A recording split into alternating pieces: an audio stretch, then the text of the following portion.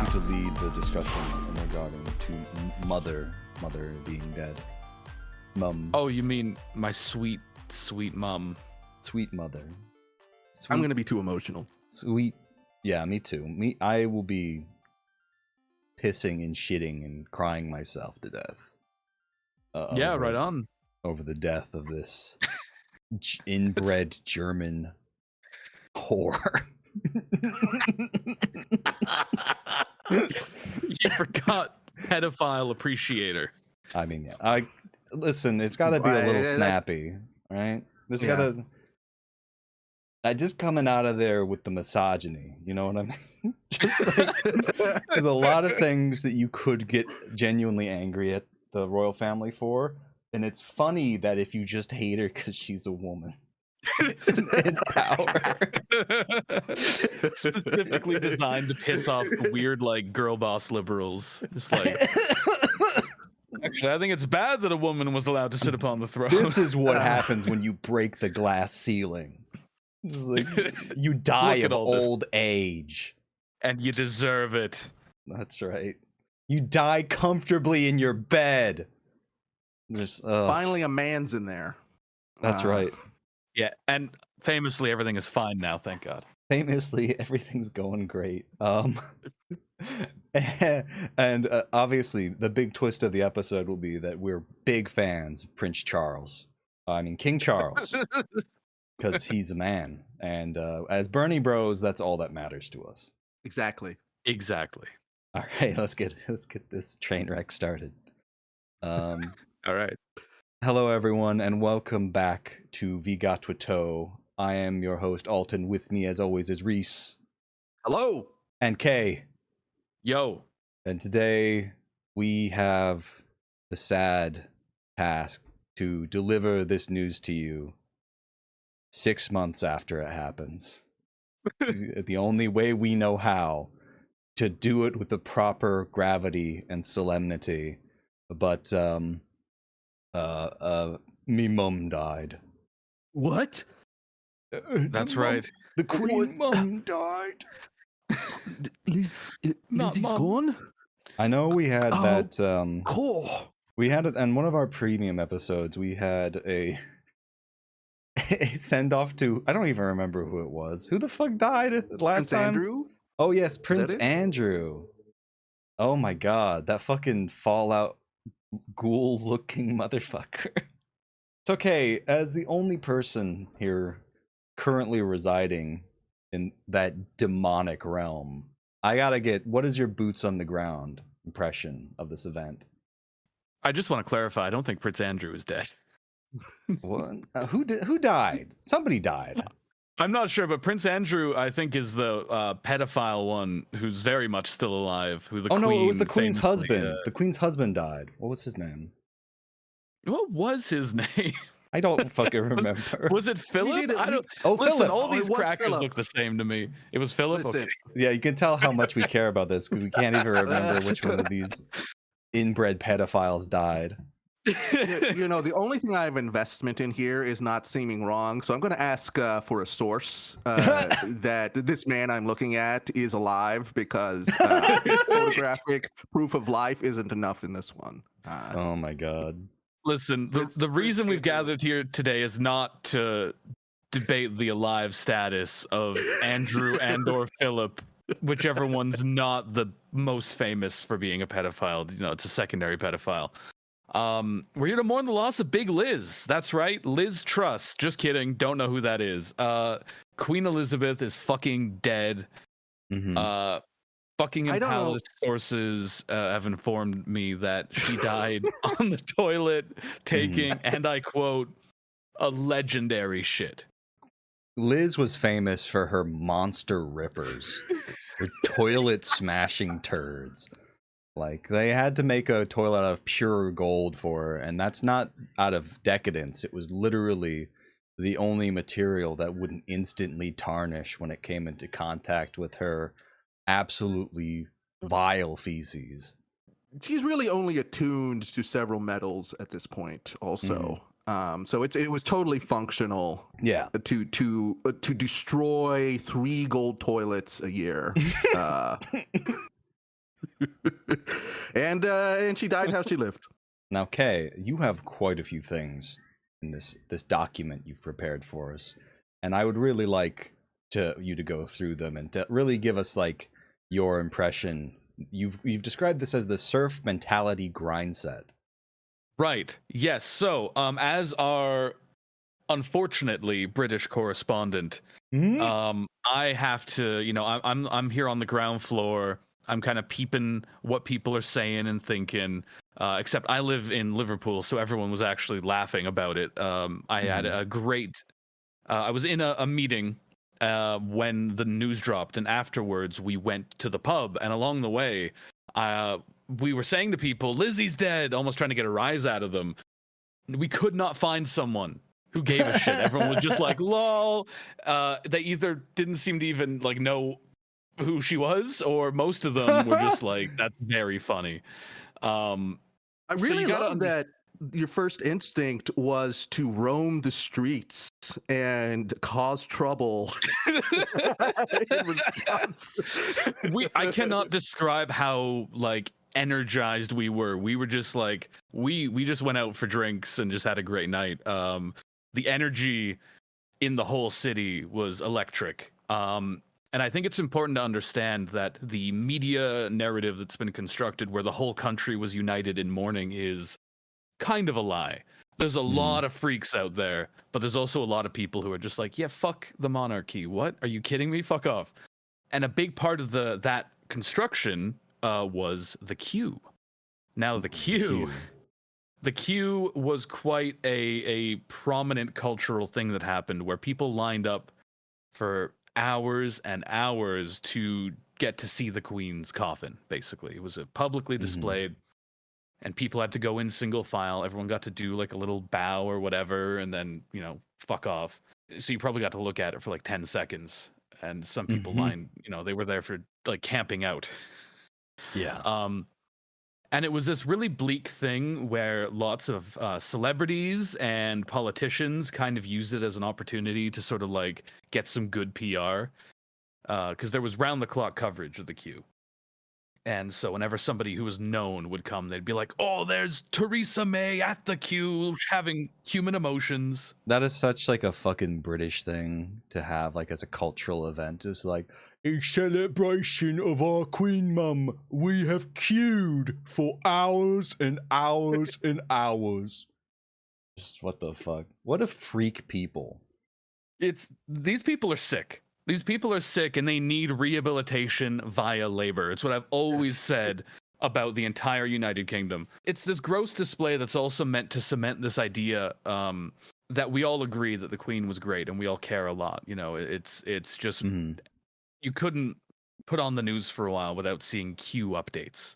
Oh my god! So it's this huge consent manufacturing thing because support for the monarchy has never been lower.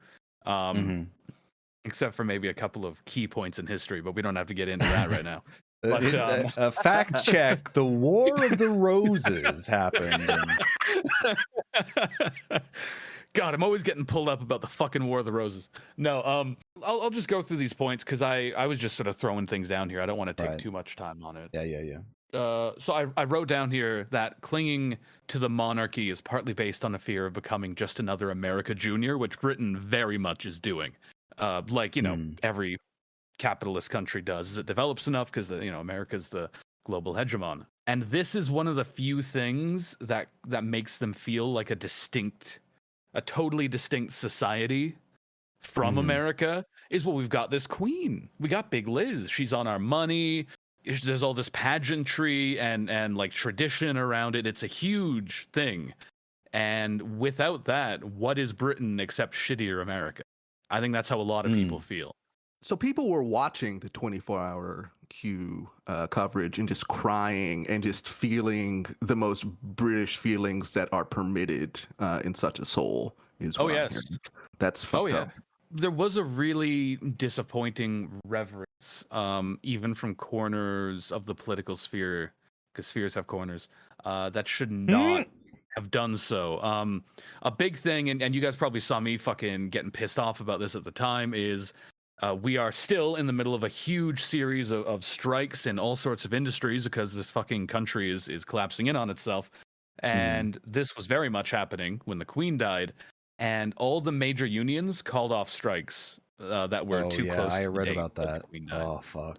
Because like they would have been just absolutely destroyed by the tabloid media for disrespecting the Queen. Yeah, and a part of me is sympathetic to that, but you're not going to get positive coverage Right. no matter what you do. Like, the media is not handing it to you, for calling off the strike or anything. What you should be more concerned about is like regular people. And there's this assumption, which again, things like the Q are meant to reproduce, that every normal person loves the monarchy, which is not true. We were in a pub discussing these strike cancellations, and a lot of normal people who just worked there, we talked to them about it, and they were like, that's fucking stupid. What's the point of them if they call shit off the second that, something that the powerful decide is important happens? Yeah. Makes perfect sense. There was not a very positive view of calling off these strikes. And a particularly funny version of that I highlighted here was Republic, which is an anti-monarchy group in the UK. Made a stupid fucking social media post paying their respects to the Queen, and it's like, you've got one job, you got one single job, and it shows how in anything that's trying to be like a legit or mainstream organization, it shows how pervasive this respectability politic is. My favorite was when Domino's UK went black in mourning and put up the ebony domino of mourning. Oh yes. Oh my god. Okay, so we've got to talk about the corporate fucking commemorances. No, that's I don't know the word. The corporate statements of putting the condolence McDonald's flag at half staff for Queen Liz. Yeah, the Funko Pop, the Queen Liz Funko Pop that they deleted because I think too many people were making fun of it. Yeah, that was awesome. Oh my god. The fact that you could like literally not go anywhere in the UK without seeing just plastered up everywhere is like the Queen in memory of the Queen, and the fact that like it somehow bled over into the United States. The people were like posting like billboards and shit that they had seen. I was like, what the fuck? So weird. That kind of annoyed me the most. Is just like, yeah, I get it. Like, there's no escaping this kind of insanity in Britain, but how is it escaping its UK containment sphere? Well, remember the big royal wedding that was probably quite a few years ago now? That really cut through to Canada and the US, and I think a lot of places that it shouldn't have. And I think that does show the sort of cultural power that the UK can still flex when it really wants to, when its institutions have decided that it needs to. And I think that's always really centered around the monarchy because it's got this tourism element to it. So there's lots of freaks in other countries who care about it. Yeah, they absolutely do. They in the same way, they're basically Disney adults reacting to this stuff. Like I know I have a family member who like loves Princess Diana and knows absolutely nothing about her. It's creepy, right? And again, it's because it's about this proximity to this sort of magical world that it's not capitalism, I guess. It's this look at a different thing, but without a lot of the worst parts. Like, feudalism without the back-breaking labor in the sun. Yeah, you don't actually have to answer to your feudal lord, only your landlord. Totally different. And aside from Lizzie doesn't get to practice prima nocta on young grooms. I was about to say, aside from aside from the specific victims of Prince Andrew, that sort of thing, probably doesn't happen too often. So like, the worst bits of it are curtailed, but you still get to like, oh look, they're on the golden throne. They've got all these outfits and this big ceremony, and it feels like, I don't know, something important and interesting is happening, even though it is just a bunch of old pedophiles. Yes. One last thing to sort of touch on. I've gone off list a bit here, but something I really found fascinating was how, you know, monarchy has a grandiosity to it that is really not reflected in like consumer capitalism. Mm-hmm. There's so many places that like public notices get put, and none of them feel appropriate for memorializing a monarch. Like bus stops was a big one. At McDonald's on the fucking takeout things, there was like a little queen thing. I fucking went to one. I saw it myself. Mm-hmm. Weird pubs, billboards on the sides of roads, like all these places that just feel so inappropriate for something that's meant to have all this status about it. But where else would you put these things? It's strange. All right. Well, I think we need to wrap up. We've spent quite a bit of time discussing Queen Mother's death, and we have so much left to get through. Yeah, that's enough of sweet, sweet Lizzie. Poor sweet Lizzie, just taken from us too young, at 137 years old or something. Later, bitch. Bye.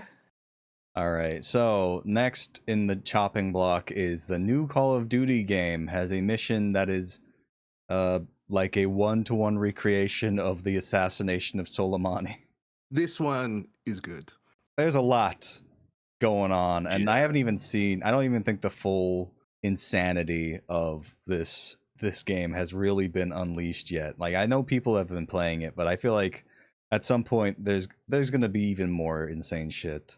It's really interesting to see Call of Duty kind of transition from the really, really like truly evil depiction of like 80s CIA agents in South America, and just including like insane Trump stuff now there too. It's just like we're all caught up, you know, we're all caught up to the in Call of Duty now, and I think it is deeply upsetting, but also it is so funny imagining you're just like, all right, let's go, let's shoot some dudes, and you're just like start nuclear tensions with Iran. I don't know, it's so disquieting to me.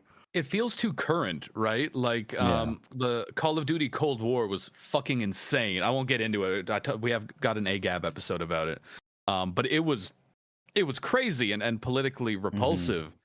But it was, you know, talking about something from, 50, 60 years ago. This was a couple years ago. This is really recent. To be fair, I do think the fact that they had like that George Bush era war criminal working as a consultant on the Call of Duty Black Ops, and they also had a mission where you went to go assassinate a guy, and like you basically assassinated the president of Venezuela. That's a great point, Alton, that there are, just Bush CIA deep state people staffing Activision Blizzard now. So they love it. They're just like, the boss drops by, is like, can you toss in a little Easter egg for me? I want to start war with Iran in the game.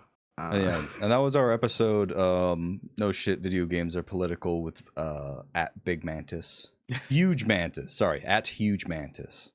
Huge Mantis. And I recommend people go listen to that if you want to hear some of the most insane Call of Duty related things. I want to make a point about this. From what I've seen of like the footage of this mission, and then just like the trailers for this fucking game, it's just like every fucking character just has, I feel like they're going a little bit mask off in this last Call of Duty game. Like that's what it feels like to me. Like the trailer is just, it's just like, we're gonna do war crimes. I'm Soap. You love me because I did an assassination once. And like every character is just like shown with like half their face is like a skull or like wearing a skull mask. It's just like a little bit openly fascistic, maybe.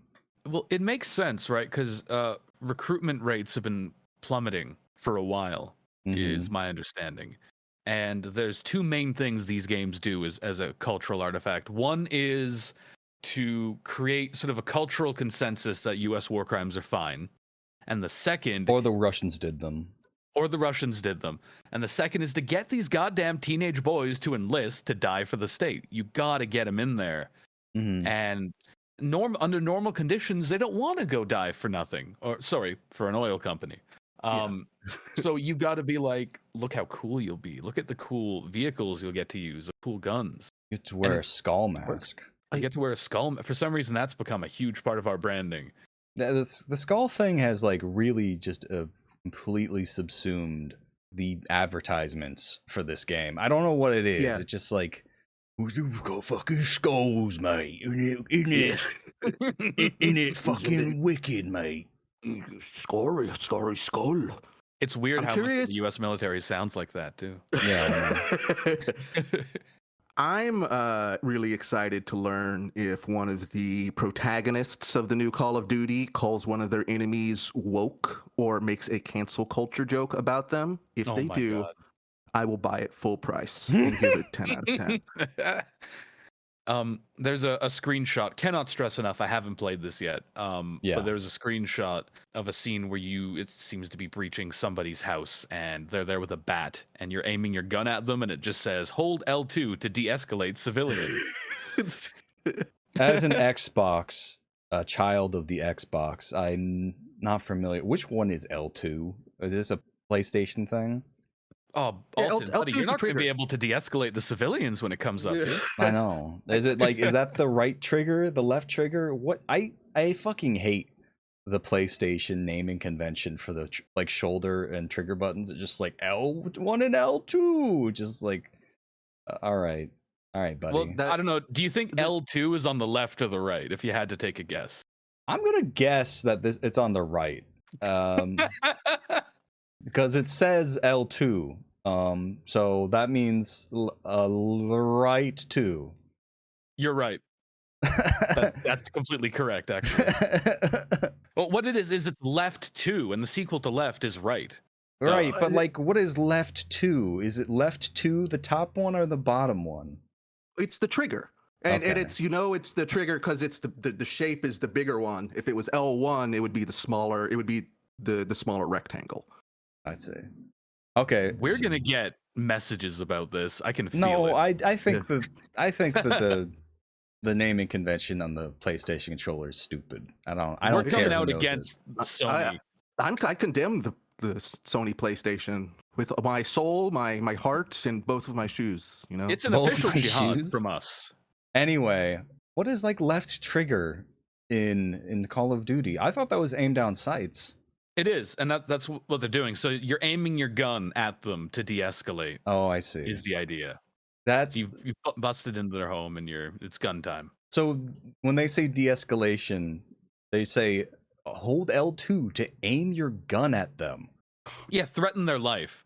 I love the What the almost like fuck? PR speak. It's like police report speak, right? Like, we Yeah. de-escalated the civilian. Mm-hmm. At this point, they are openly that joke in Arrested Development where every time the cops show up, they beat somebody who's already down and defenseless. And I can't wait for children to get molded by it. I can't wait for 8-year-olds to play this game. It's gonna be great. The one thing I'd like to say about the Call of Duty stuff before we move on is that I just think it's kind of weird how upset everybody got at No Russian way back in the day, which I thought, I don't think is that mind-blowing, but at the very least had like kind of like some narrative significance, was a little bit kind of fresh. But now it's like in every Call of Duty game, you're doing something that is 700 times more evil than what was like happening conceptually in No Russian, because it is rooted in all of this like real anguish. And it is wild to me that now this is just one of the marquee entertainments.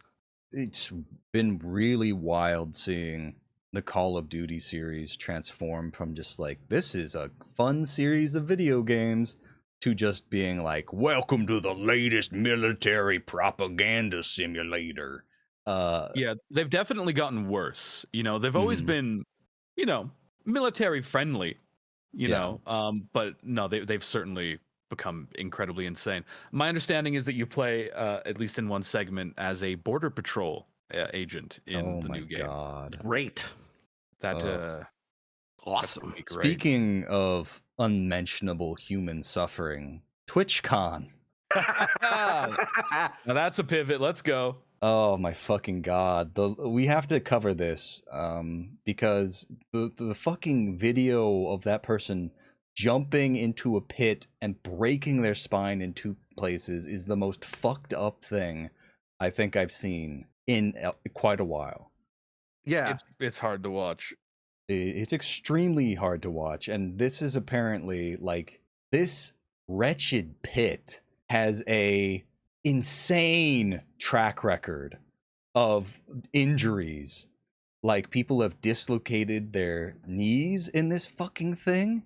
Pure concrete flooring with like a bunch of shitty little foam cubes spread over it. It is mind-bendingly stupid that this was approved by anyone. Like nobody did like a safety and consideration thing on this. It's nightmarish. It really is wild that the most terrifying county fair you've ever been to was probably safer than TwitchCon 2022. I want to highlight two things from Nathan Grayson's tweet about it. So he said he went to the booth and asked the staff there what, the fuck was going on. And they were key in stressing that the booth is not Twitch's, it's Intel and Lenovo, trying to make sure that legal obligation is not touching them. But what's really interesting is the accusation that people were breaking rules. Now, the purpose of this pit, and anyone who's seen the videos will have noticed the two little platforms in the middle, is they were doing one of those, like they were fighting with these big padded batons. And the purpose was to knock the other person into the pit. That is the intended purpose of the pit. It's not like there was a pit and people foolishly jumped into it. It was for knocking humans into. Yeah, like this person knocked the other person off and then jumped into the pit as sort of like a, like a flourish. Yeah. And just landed on their tailbone and just broke their spine into places. Like holy fuck.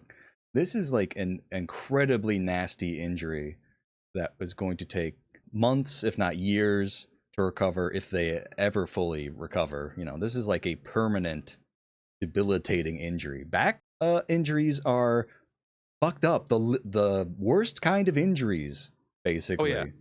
No, they'll never be the 100%. same. Like, they'll probably be able to walk and everything and be fine, but they're going to have an off back now, probably forever. Like, you're never at 100% after a double fucking fracture like that. No. And there's nothing more disgusting, like in the wake of that, seeing somebody like trying to do the calculus between seeming human to a camera and pushing their liability, defense 100% at the same time. That's one of those situations where it's like, even if it's your job as a PR person to do that, you have to feed your whole family of whoever. Still, you deserve the same fates as the people running this pit. Like it's so ugly. Yeah, deeply upsetting. And just for me, this would be enough to just burn the whole convention center to the ground. Just enough. Enough's enough. You know what I mean? Yeah. I don't know if we have anything else to say on that one. The thing is that it's a striking image, the TwitchCon's pit of death, but it's too much of a bummer to go full into the bits. Yeah, there's no riffing on this. It's just straight up fucked up. But we need to let people know about it so that they can message respectfully Twitch and let them know that this is not acceptable. If you ever go to any event put on by a fucking tech company, assume everything is done wrong. And yeah, exactly. Like fucking tech. Here's the problem with tech people: they've never even fucking heard of OSHA. They don't know what safety standards are because they sit in a cubicle all day and just type away on a keyboard. Like these are not people to trust with your body. Yeah, outside of a narrow expertise, a lot of these people are fucking idiots. Exactly. Let's be honest. That's the most infuriating thing about like computer and STEM people is that they are the biggest fucking dullards in like 99% of all facts and fields outside of their incredibly narrow specialization. And because they are really good at that one thing, it makes them think that they're really smart. I like to call this the Elon Musk symptom. And even then, Elon Musk is like a person who thinks he's an amazing engineer because he employs engineers. That one in particular is even more fucked up because he is clearly a fucking idiot rube. Uh, Yeah. but he thinks he's smart because he employs smart people. To me, the archetypical STEM person is CDP Grey, who I don't even like hate his content, but sometimes I feel this is clearly somebody who thought that they were better than their humanities class. One time, CDP Grey made a video with like a real quiet desperation to it about how there will be a point in our future where we will be able to live forever. And every second that we don't work towards that goal, it is a holocaust left behind of the people we did not give eternal life to. Oh my God. And I'm like, buddy, that's a great short story, but I don't really agree with a lot of the premises here. I don't know. It's just this really weird, warped thing when they try to like think about these things. It's like, somebody who's only taken poetry classes trying to design calculus. I'm sure, it would be funny to watch, but also not incredibly applicable. Yeah. The one thing that I don't get about that is just like anyone who has like an even slight familiarity with like the capitalist system, imagining the capitalist system, but where the fucking dinosaur monsters who run it cannot die, that's a fucking nightmare scenario, really. That's the problem with all these tech-driven sort of big solutions. It would be like, and first of all, it's not going to happen. It's fucking impossible anyway. But about that, and about, to go back to Elon, about like Mars colonies. Doing capitalism but on Mars is not like the escape vector from the problems of capital that a lot of people are coping themselves into thinking it is. There's just this hope that we can just like develop and progress our way out of problems, and that's just not how it works ever. Yeah. My dumb libertarian parents are fully convinced of the idea that the way that we'll solve climate change is that somebody will just invent something that stops it. And they're just like, what the fuck? Yeah. A lot of people do think that because like electric cars and shit are being pushed as this like big solution. And that's the premise. It's like, oh, we'll just invent a solution. Well, yeah, the problem with climate change is that the tools required to completely restructure an electrical grid-based society around renewable, sustainable resources completely already exists, and it would just take like the political will and effort to shift to that system. You could start doing thorium reactors or even just nuclear reactors, like regular uranium reactors, even though that presents its own problems. But it's like you could solve this problem, but it would not be profitable for many corporations to do so. And so this entire massive fucking 20-year delay in addressing anything to do with climate change is entirely to give like fucking oil companies and car manufacturing companies time to slowly pivot to the point where they can profit off of it. Yeah, exactly. Got to do it in such a way that no one loses money. Anyway, what would happen? Sorry. Continue. No, I was going to switch topics. What would you say? What were you going to say? Oh, I just wanted to say that what would happen with Elon Musk going to Mars is the same thing that happens in the book Seven Eves. Is that there is like this big leader type that's not quite a tech bro, but still, just all personality, leads like a big cult to Mars away because they think they can do it better or whatever. And the rest of the books takes place on the space station. And then like a third of the book later, he comes back, stuff went immediately wrong, and he ate everybody. That's how he survived.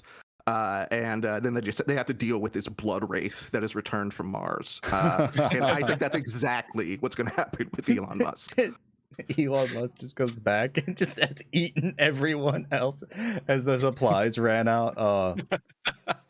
That rules, actually. That was a good shout, Reese. All right, well, we got to move on to our next topic because we're running low on time. This is good news for once. Google Stadia is shutting down. This is something that I think I've seen. I saw coming for ages, honestly. Like, I saw just the absolute dead fish of enthusiasm that people had for Google Stadia as soon as it came out. Me too. And I could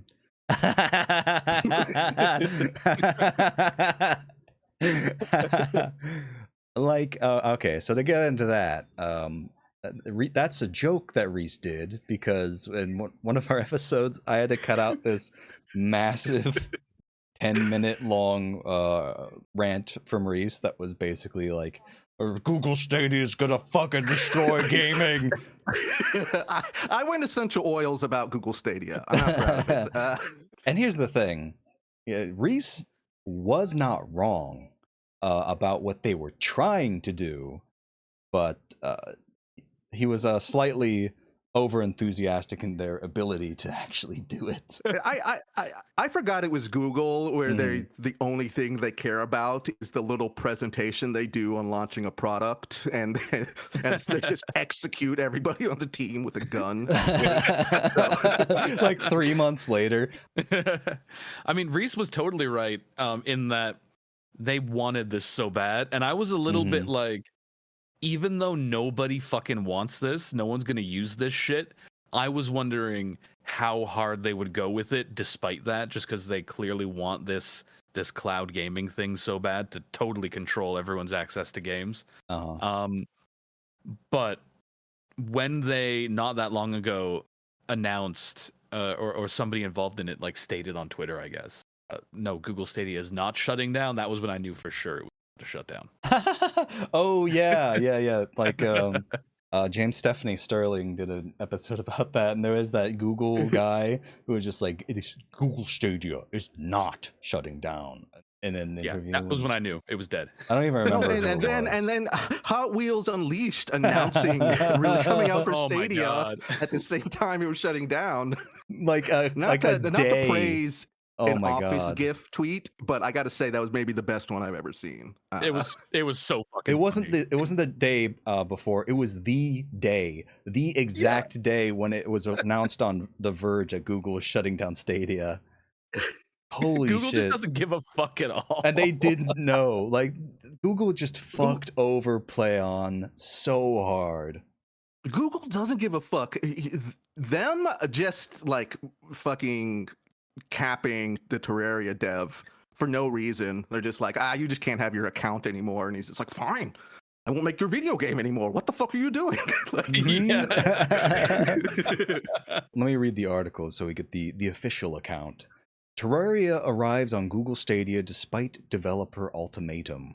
After a period of uncertainty, Terraria is now available on Google Stadia. In early February, the co-creator of the 2D action-adventure game called off his development after he'd been locked out of his Google accounts for what he said was no discernible reason. So it looks like they must have been able to patch things up somehow for like some direct communication or something, but that is really funny. Like, just the sheer disregard that Stadia seems to have for its developers is wild. And as like anyone who knows anything about console platforms will tell you that, and that's essentially what Stadia is that consoles live or die based off their exclusives, and you have to have developers willing to work for you for that.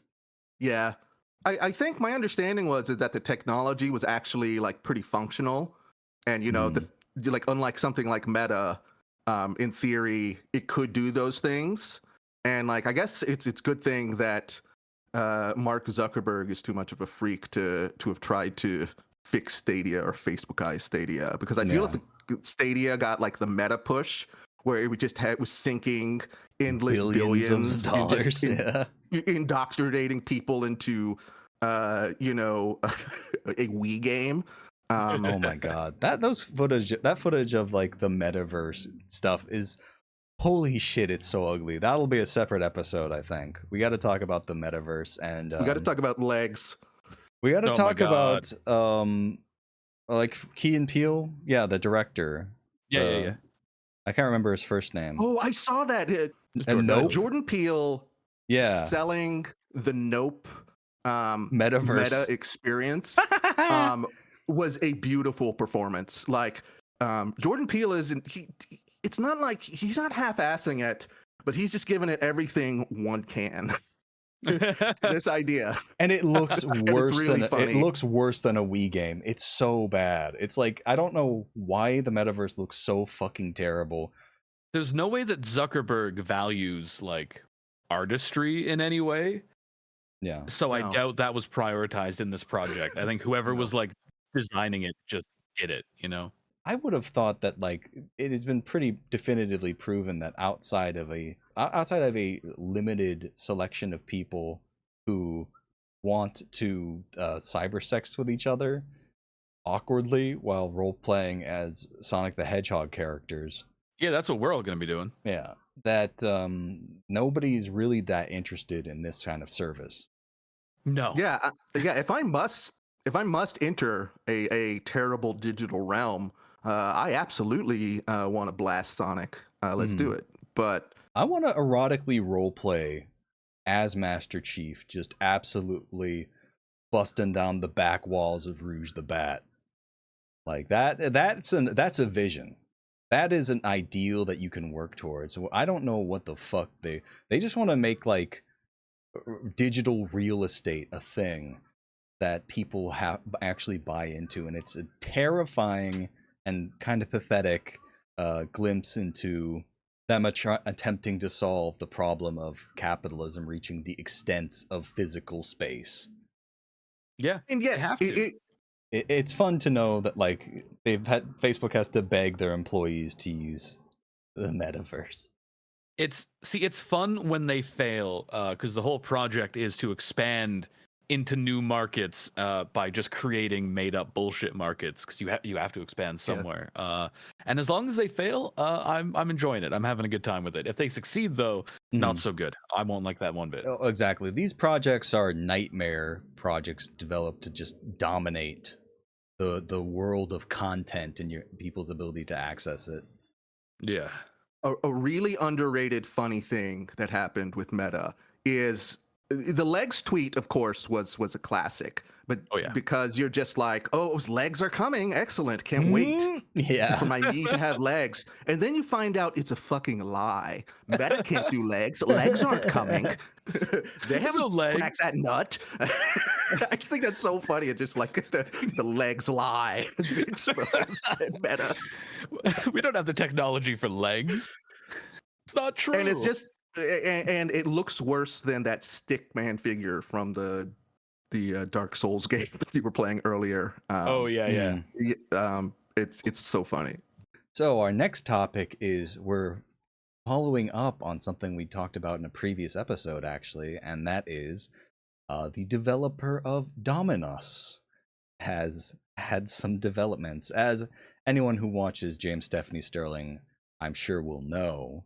To give some background, the Dominus dev managed to get fucking banned from their own Steam forums. And he fucking also went on like a transphobic rant about Keffals in one of his infamous game patch updates where he just fucking talks about insane shit. You know, it's really wild seeing what looks to me like Bird Box, but with the Glinner disease, where people just out of nowhere, just like a presence overcomes them, and they just destroy their whole lives because they're mad at Keffals.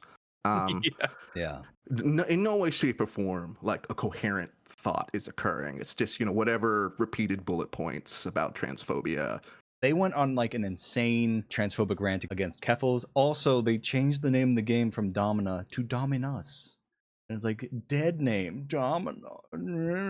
Just, oh my God. Just the most vile, pathetic behavior possible. And then what happened was they saw the video done by James Stephanie Sterling on their deeply insane behavior and went on a tirade rant against them. And went so insane on Twitter and on Steam that not only has their game been removed from Steam, they are also banned from Twitter.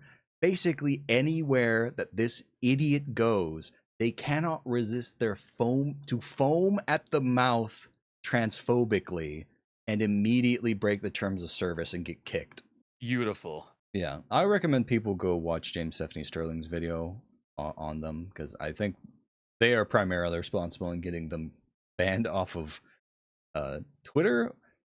I mean, I say that, but they didn't actually do anything. This person literally just lost their mind, ranting and raving and trying to get their attention. Yeah. This person did it to themselves Yeah. over a fucking YouTube video. It's so lame. The self-destructiveness of transphobes is truly remarkable. It's kind of incredible. I feel like it has a uniquely corrosive psychological effect, even as far as like extreme bigotry goes. And I think a big part of it is that like racism is so institutionally backed up in a way where you just become a cop or something and your life will be fine. But there's just not enough support for being this insane about trans people. You really alienate everyone around you. Yeah. The problem is, it's like every single time they get pushback, they double down. And they get lots of pushback, and they keep doubling down to the point where there's like a certain threshold of transphobia that seems like you can get away with. Totally. Like a base level Yeah. is you won't get in any trouble at all because society's shitty, you know. But they can't seem to regulate themselves to stay within that realm of transphobia where you don't end up alienating every single person you've ever worked with, like Glinner, which is so funny. Transphobia really is the fentanyl of bigotry. You know, it's so easy to overdose. You know, you really got to watch yourself. I find that so fascinating. I think a big part of it is because if your worldview is really reliant on a certain construction of gender, I get the impression that a lot of people really do feel like accepting this premise would annihilate their entire universe. You know what I mean? I mean, it clearly does annihilate. It has annihilated J.K. Rowling's universe. Oh yeah, there's nothing left in there. She's just a husk of weird anti-Semitic goblin tropes and hatred for trans people. Yeah, and you know, and it makes sense because like you think about. Sorry. Oh yeah. You think about what is actually in the content of Harry Potter, and there's really has only ever been like just a single being bouncing around up there from the start. So it's not a surprise that the second sort of that, you know, general orthodoxy was challenged in a way that she could notice, which is on Twitter. It just drives you insane because if you accept these certain, like even a little bit of these things, it really can start, I think, a cascade effect, you know, inside where they don't like to think about. And and it just makes them insane. Yeah, the phenomenon is too complicated to get into now, and just like probably could take years of study by highly talented psychologists to really get into. But we got to wrap things up. So let's close things out on a cringe binge. Oh, this one's beautiful. Ooh. This is a series of tweets from Vocal Distance, who I believe they were also the loser posting these weepy nostalgia threads over the world's ugliest paintings is Chris Rufo's gremlin-like anti-trans co-author, Michael Young, a fellow at the right-wing Center for Gnawing America. Oh, yeah. Now I remember. Isn't Chris Rufo the guy who basically developed the critical race theory talking point? He's the guy who develops all this stuff, then literally tweets out his game plan, and everybody's like, "Oh, it's a mystery. What's happening?" Yeah, and then he's making a new push for like a parent's guide to radical gender theory. Oh, hey, I'm blocked by Chris Rufo. That's interesting. Interesting. That's awesome. But like this fucking loser dipshit is like heavily associated with like an incredibly right-wing monster, basically. Yeah. and he's just posting these shitty paintings of just like 2000s era, like Clinton era video gaming, and saying things like, "This is a world worth fighting for, and the ache of nostalgia we feel for this time is the call home." Just like, and then he just posts the painting of like a child wandering around a Toys R Us saying, "The world you were raised to survive in no longer exists. We can't ever go back, but we can go through the postmodern world and onto the other side, create a world where nostalgia dissipates as we find ourselves in a world built from the memories of ... home." Just what the fuck? A picture of a kid opening a Nintendo 64 at Christmas, and it's like, "This is not consumerism." Fuck me. The thing is, with these pictures, I couldn't tell you for sure, but a friend of mine pointed out that this artist is from Morocco. You look at the fucking absolutely like disquieting aspect of it, and it feels at least somewhat cynical. Having a big, disgusting plate of spaghetti right there in the front as everybody's playing. I don't think this is necessarily saying kind things about Pokemon and Tamagotchi. It's really funny to me that local discourse was just like, "Oh, this is great. This thing criticizing everything I am is wonderful. Let's tweet it." I'm not 100% sure if it's being critical of consumerism or being cynical or whatever, but to me, that would be my take. It's especially really learning he's from Morocco. I mean, that definitely adds a layer to it, because you'll notice that the humans in these pictures are always facing away. They're not really the centerpiece of any of the images, right? The focus of the image is the product and the consumption. And to me, that's really different from when you think of like the return to tradition type things of like they'll use like ads from like the 50s or whatever, and it'll be like, a white nuclear family using a toaster, but the people in those are the center. They're the focus. In this, it's not, and that to me sort of raises the alarm that this is maybe not being made with the same intent. Also, one thing that everyone has pointed out is like how insanely rich and spoiled you would have to be to have anywhere near this number of toys as a child. Like nobody's room ever looked like this in my experience. Like if you had a console, you had one console, right? You didn't have a Nintendo 64 and a PlayStation and a Game Boy and yeah, hell no. This is like the room of like a mid-30s really sick gamer who just has like a Funko Pop wall and stuff. Like that's the kind of person who has this much of this kind of shit, not kids. I've always kind of hated the whole gamer wall nerd culture shit where I don't know what it is. Like people it's just a shrine to consumption. It's pathetic. It's movie Bob behavior. It's get it out of here. Well, I feel like movie Bob behavior is more like it's more like a beer can wall. Yeah, actually, to be fair to him, he would never have like a pristine, he cleans it every day, like fucking case of Funko Pops. No. He's got a lot more of a goblin thing going on. He's got a weird goblin thing going on. He's got like a window still that he's completely blocked out the sunlight from with beer cans. It's how he keeps that green complexion. He's just got like a fucking I was gonna get into that. He's just got like a fucking old raggedy, slightly green blanket that he's using as a green screen.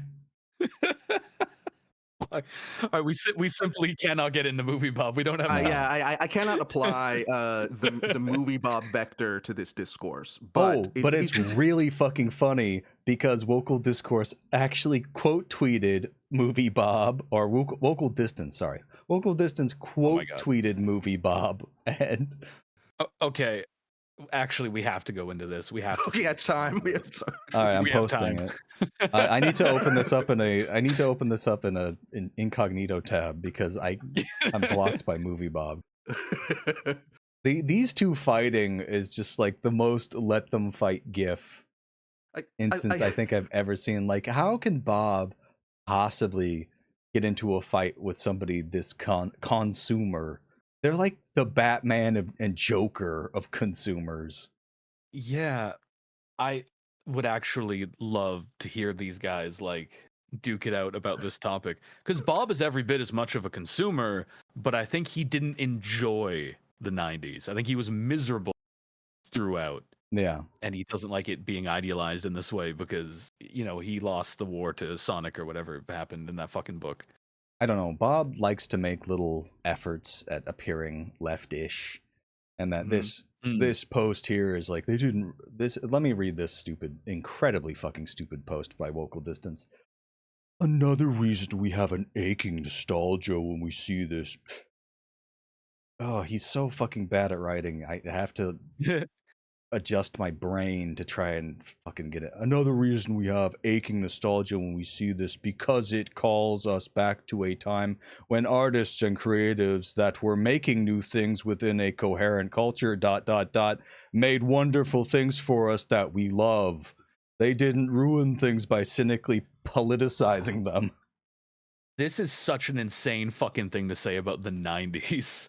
Yes. Yeah, it's and then to just have a Contra 3 for Super Nintendo poster up. It's like this is what you're ready to do genocide for. I mean, I like that game, but it's pretty funny. It's not even like a great work of Western canon or anything. It's No. Fox. My fucking favorite comment on this image that he's posting is that literally every single game and poster is a sequel when he says that artists and creators were making new things. Also, Oh most my of those are God. from Japan, which you might recognize as a different culture from the one that he's idealizing. And what coherent culture? It had to be fucking translated, often poorly. This motherfucker's tweets need to be translated. Like, the grammar is fucking awful, and it's just like one run-on sentence with ellipses in the middle and grammatical errors. It's yeah, we're gonna put this guy in the Twitch pit. Yeah, absolutely. At least the fucking post-war baby boom return idiots, like at least it was a time of like economic prosper for a lot of white people. You know, this is just, what is this? Just people who have realized that life is hard and sucks and are like fully retreating back to the nostalgia of their childhood because they didn't understand anything at the time. They're like they're longing to return when they had the mental acuity of a cat and didn't understand that their parents had to go out and work for a living to make sure that they didn't starve to death. Yeah, they noticed they were happier when they were 10 and they're too stupid to fucking figure out why. We have to somehow go back to when I didn't have to pay rent, but that's not part of it. It's because there was Donkey Kong Country. And people didn't make Donkey Kong political back.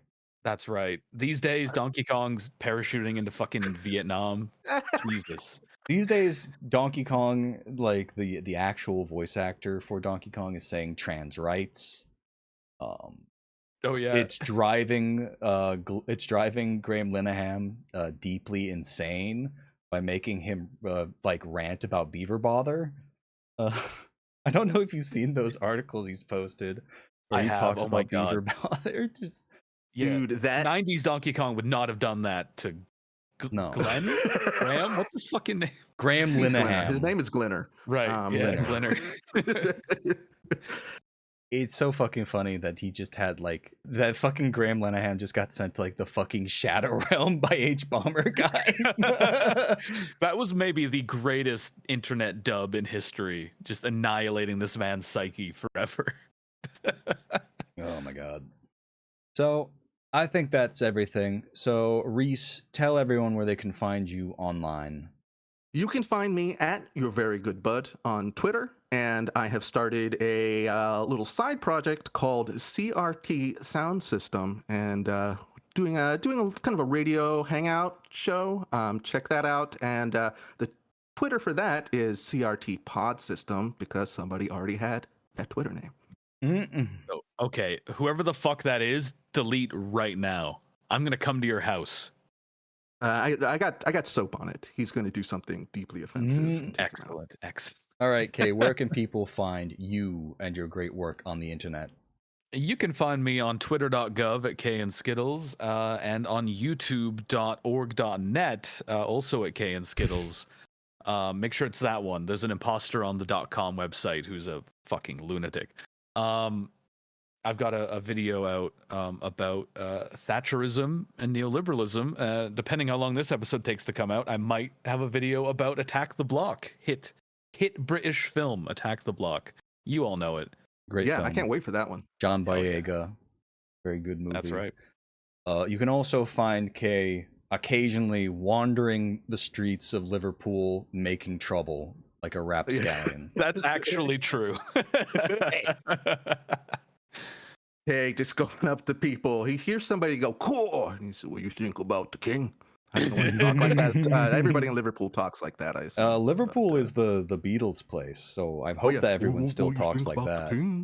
I can't do it. They don't, which is sad because the Beatles sound really funny. I hardly ever find anyone who talks like that. I don't know where the fuck that accent went. It just died. People got self-conscious about it when like the Beatles drew international attention to that accent. They're like, oh no, we can't talk like this anymore.